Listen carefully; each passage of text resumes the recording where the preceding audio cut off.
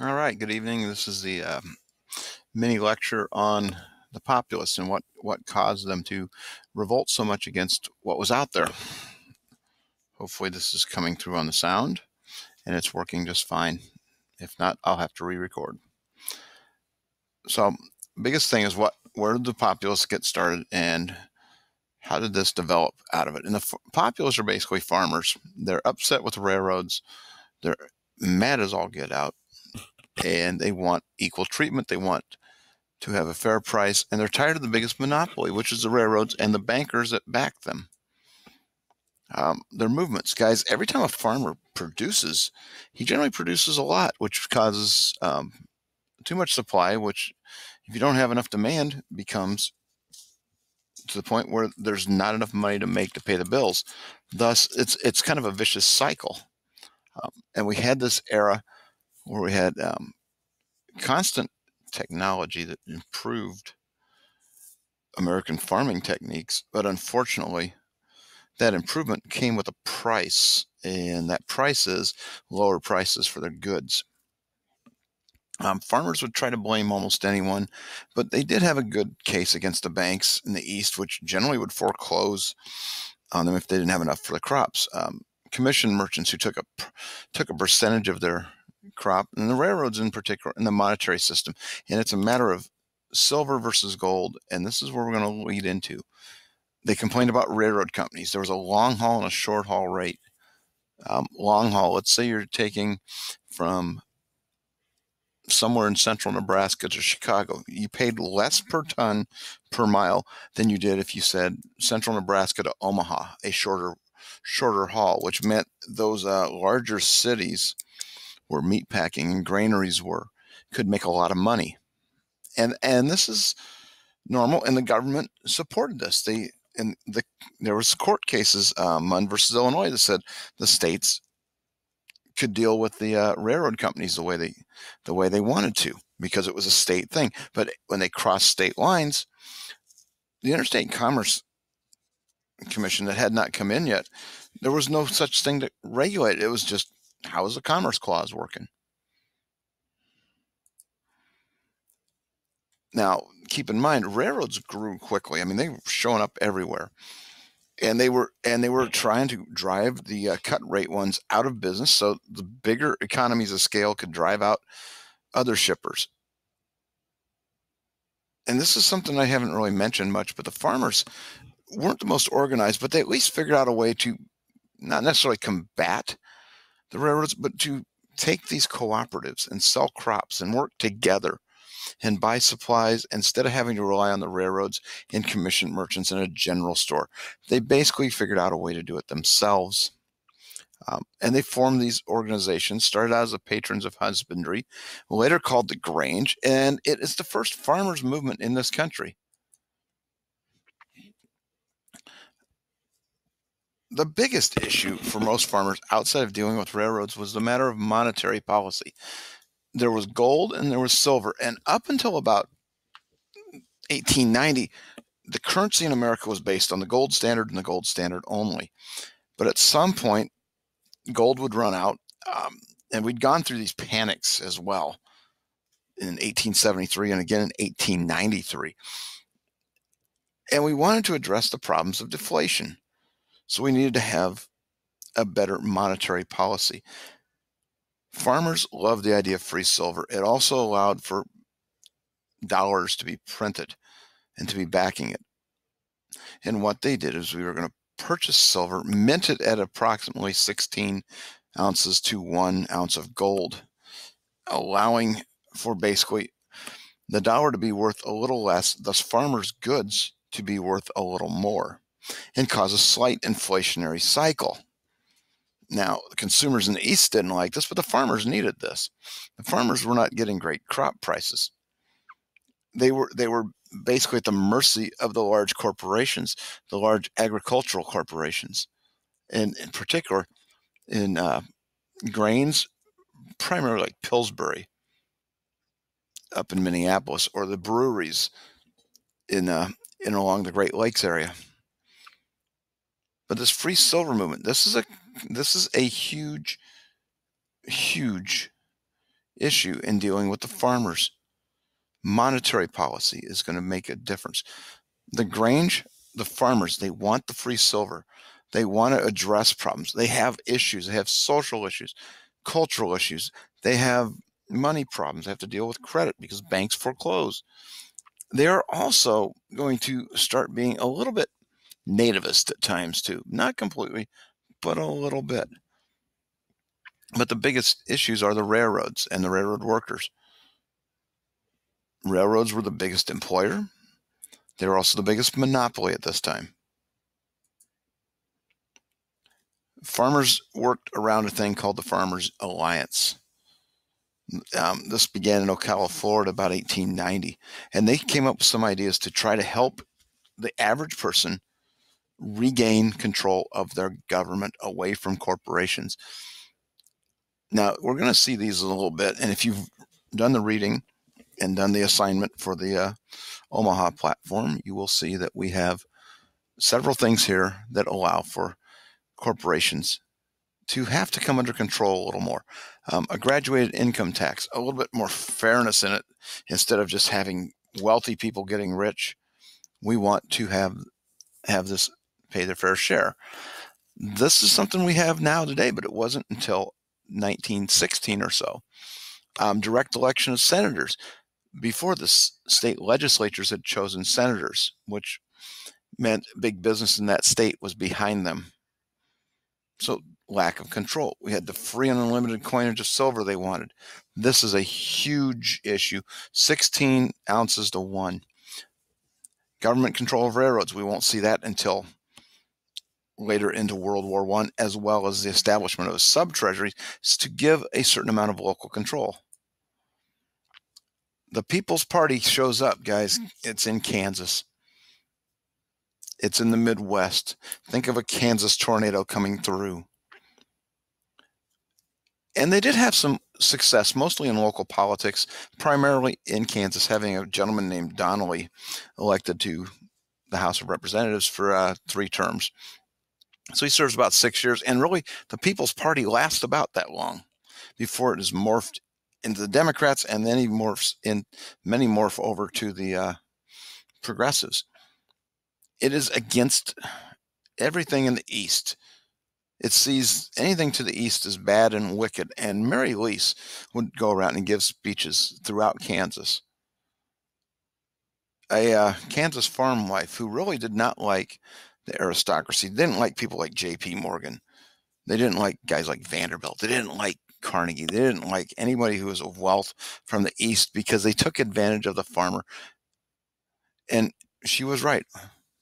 Go on strike. Don't feed them. Don't send anything east. We can survive because we produce food as farmers. Here, if they can't produce it, they'll have to give in to us. Look at the Omaha platform, guys. This is huge as well. The idea we've talked about from Ocala, a postal savings bank, which is the equivalent of a sub-treasury. But I'm looking at 3 main things here: initiative, referendum, and recall.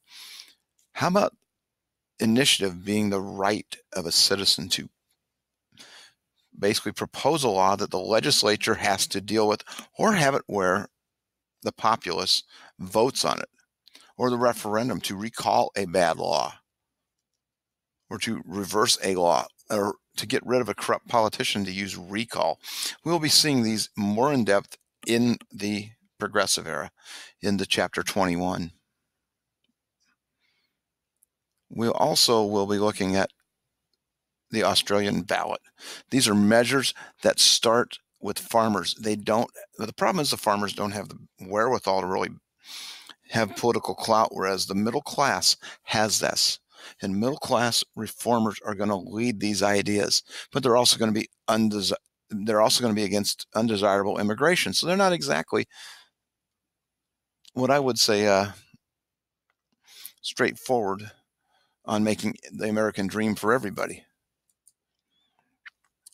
First candidate for the Populist, obviously, here's a former governor of Iowa, James Weaver, who runs in 1892 with a limited amount of success in specific states in the West that will traditionally vote Republican now.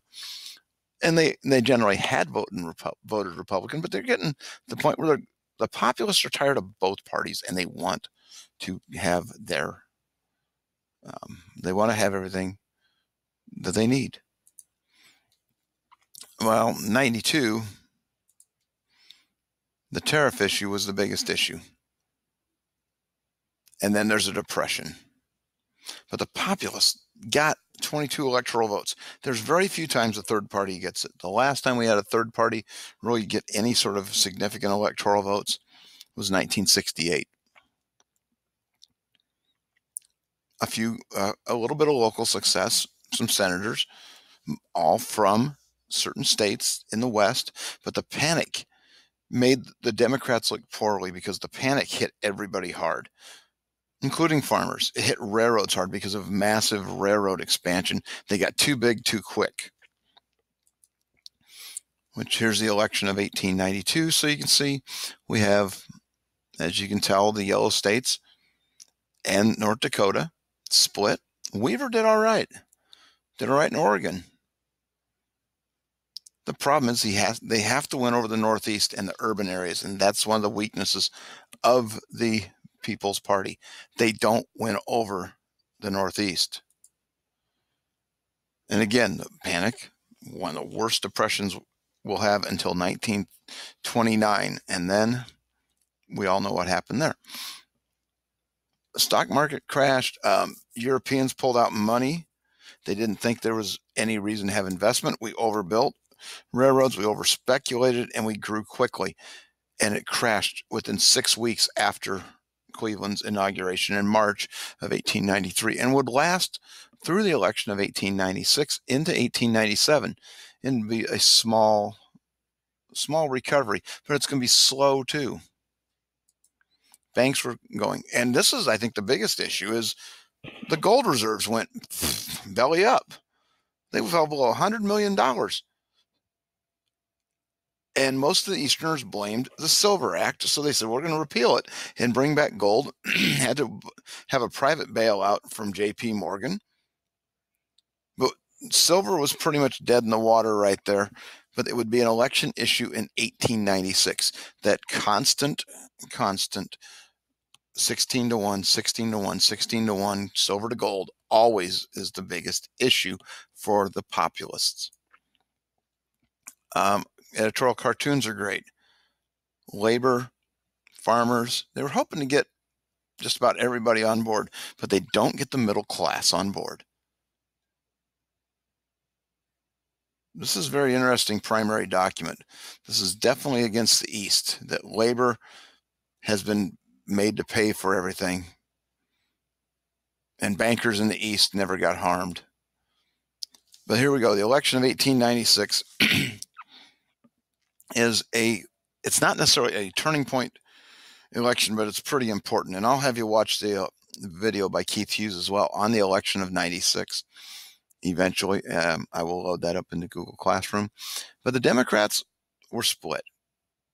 The Republicans, though, very much gold standard. McKinley is the candidate of choice, a Civil War veteran, a congressman. But at this time, Marcus Hanna was very important in the fact that he's kind of the puppet master. And he thinks the whole job of the government is to aid business through laissez-faire techniques. The only time we should have a tariff is when it protects American industries to keep them from having to compete with the European industries, especially the steel industry. And he put $3.5 million into this campaign. And at the time, that was quite a bit. He would later become McKinley's attorney general at one time. And McKinley never left the place. He never left his house. He didn't have to leave the front porch. People came to him. He didn't get out and do the traditional campaign, whereas we get the Democratic candidate, which, by the way, is William Jennings Bryan, who's from Omaha. At 36 years old, the youngest man to ever run for the presidency. And the populists met with the Democrats in Chicago. And the Democrats didn't have anyone worth a hoot. So they thought, we need to get this guy. He's young. He's dynamic. He's an evangelical. He's a fire and brimstone type of preacher. And he's one great orator. He speaks well. He could fire up a crowd, and they pushed this whole idea of 16-1. That was their whole battle cry.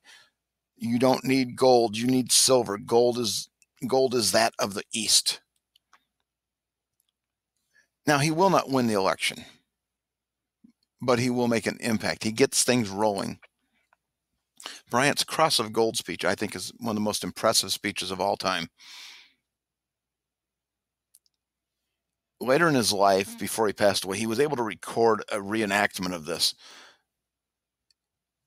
And I've heard it. It's well worth your time to try to find it, although it is really scratchy. It's very powerful speech. But this is the main line: "You shall not press down upon the brow of labor this crown of thorns. You shall not crucify mankind upon a cross of gold." And Bryant is young, and he's brash, and he's energetic. And he's got, look at that, speech plagiarized from the Bible, crown of thorns used by it. This is very much an anti-Bryan cartoon. Again, 16-1. He's trying to explain it. He goes on the road. Every little town has a whistle stop, and they wait for him, and the reporters are there, and they're on the telegraph, and he puts in 18,000 miles. He campaigns tirelessly, and McKinley stays on his front porch. But you know what? The Gilded Age was very hesitant to change. Again, here's what was, McKinley fought at Antietam.